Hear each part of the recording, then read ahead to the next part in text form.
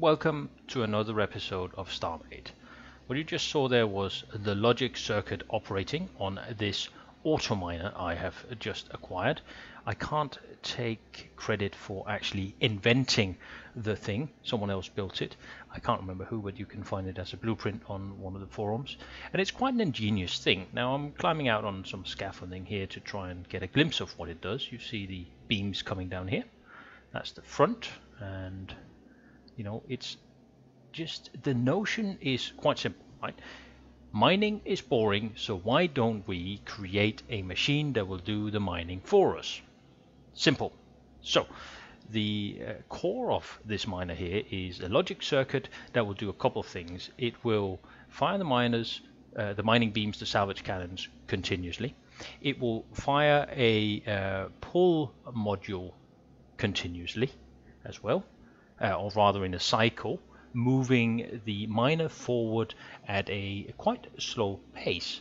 But as you can see, what's happening is the salvage cannons are firing downwards at this planet I'm above, and in doing so, of course, eating the entire planet and slowly moving forwards. That means you can leave this thing and just leave it to its own devices for 10-15 minutes, and it will have eaten half a planet by the time you get back.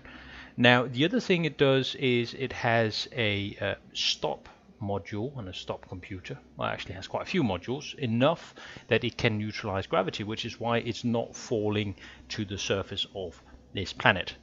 So that's quite clever. You neutralize gravity, you ensure that the logic circuit fires the salvage cannons all the time, and then the logic circuit will periodically fire a pull module or is it push module, either way, to move you forward. So I think it's a push module actually. Apologies for that.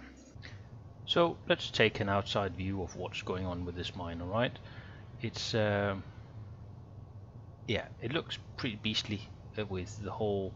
You see how it's digging an entire canyon across the planet surface. Now, as you come to the edge of the planet, you'll see it will continue to mine past the planet. So at that point you do need to get into the cockpit and readjust it and point it down to the planet again, but it will gather up quite a lot. So let's have a look at how much it will actually gather up.